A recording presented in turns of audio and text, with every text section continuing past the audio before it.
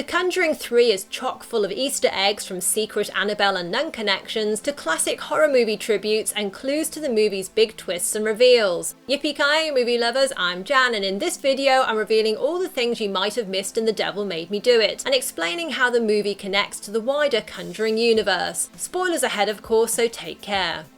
The creepy Annabelle doll is an iconic figure in the Conjuring franchise, and The Devil Made Me Do It expands on the story behind the satanic cult Disciples of the Ram from the first Annabelle movie, where one of the cult's members, Annabelle Higgins, murdered her adoptive parents before going on to attack Mia and John Form. In The Conjuring 3, Ed and Lorraine meet Father Kastner, a priest who investigated and exposed the Disciples of the Ram. Kastner tells the Warrens they shouldn't underestimate the power of these Satanists, and when Ed asks him why someone would target an innocent child, the why is irrelevant.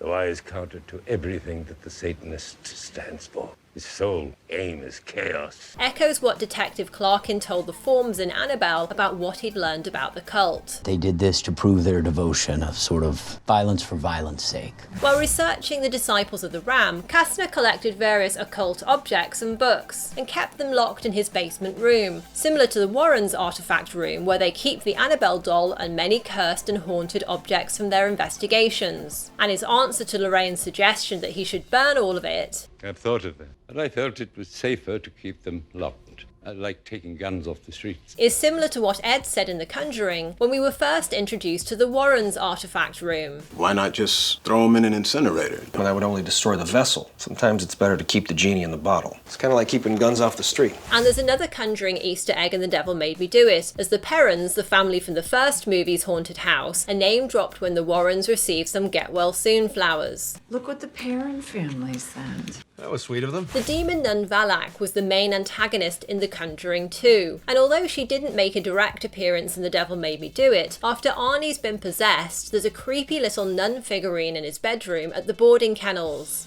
Also in the movie's epilogue scenes is the creepy painting of the nun that came alive in the second Conjuring movie, and which has now been moved into the artifact room for safekeeping. However, notice how the painting is kept framed in the shot as Ed brings the occultist's cursed chalice into the room, reminding us that Valak is still the principal villain of the franchise and lurking in the background, just like Annabelle, who is also carefully framed and shot when the camera switches angles. By the way, there was also another little nod to The Conjuring 2, when Lorraine sees an upside-down cross while searching for the occultist's location, referencing the chilling scene where Janet sees all the crosses in a room slowly turn upside down. A similar moment happens in the opening of The Nun, where a crucifix slowly inverts as Valak emerges from the depths of the abbey, and in the Conjuring universe, inverted crosses are a demonic indicator, such as the one that appears on Frenchie's neck in The Nun, and which the Warrens talk about during their presentation about possession. And like that, an upside-down cross started to appear from within his body. Valak, of course, got her own evil backstory in the Nun movie, and a connection with The Conjuring 3 that you might not have noticed is that one of the occultist's victims, Jessica, is played by actress Ingrid Bisu, who also starred as Sister Oana in the demon nun's origin story. The fact that these two characters are played by the same actor could throw up some interesting theories about the Conjuring universe, especially given that, spoiler alert for The Nun, Sister Oana was already dead in that movie.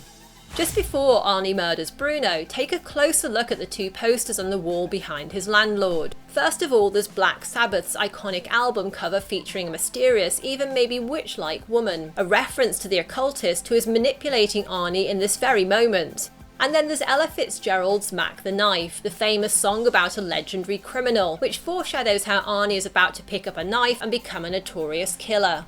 There are a number of books you can see behind Ed and Lorraine in the office of Arnie's defense attorney, but one of particular relevance is Jonathan Strange and Mr. Norrell by Susanna Clarke, because the novel is set in an alternate history of 19th century England, much like how the third Conjuring movie puts its own fictionalized spin on real-life events, giving us an alternate history of the trial of Arnie Johnson.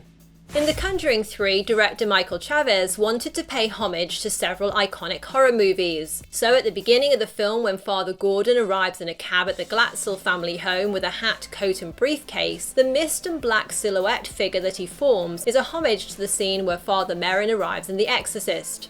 Other references to the iconic film include how David wears speckled blue pajamas during the exorcism like Reagan. and how Arnie sacrifices himself for David by inviting the demon into his body, similar to Father Karras in The Exorcist, although the outcome of course is different.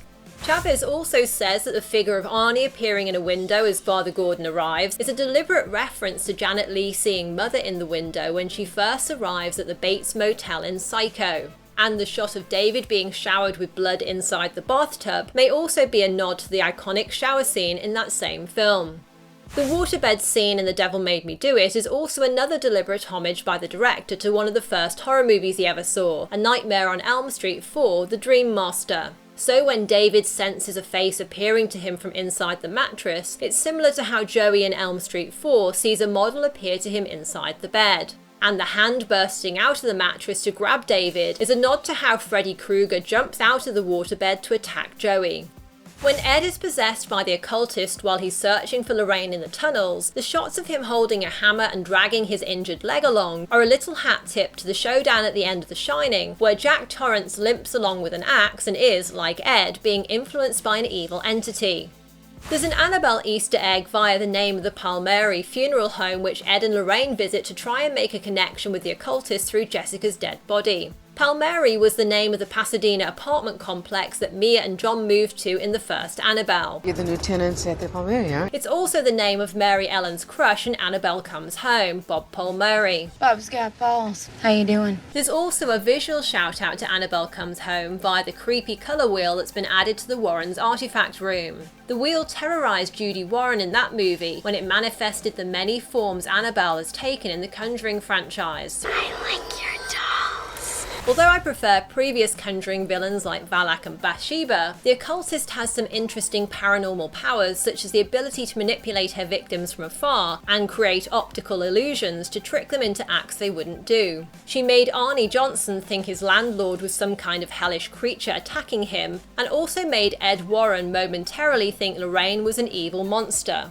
The occultist had a copy of Lorraine appear in front of her, mirroring her movements exactly. This trippy moment was foreshadowed at the beginning of the movie during David's exorcism, when the camera Drew was filming with was knocked over. As the camera continued to film, it was pointed towards a TV that was screening the live recording, causing an image of the screen to replicate itself endlessly. This was a neat visual piece of foreshadowing that was originally going to lead into an even more trippy sequence than we got in the final movie. In the trailers for the film, you can see a deleted scene where Lorraine sees many copies of herself replicating endlessly in a spiral of sorts into the distance. And if you want to learn more about that, as well as all the other deleted scenes, including a cut post-credits scene, I'll be talking about all that in my next Conjuring video. I'll add a link for you to watch it here and in the video description as soon as it's ready.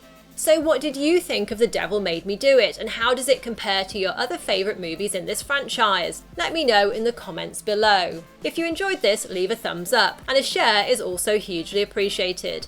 Tap left for my full Conjuring Universe playlist, or tap right for something else you're sure to like. Thanks for watching and see you next time, yippee-ki-yay movie lovers!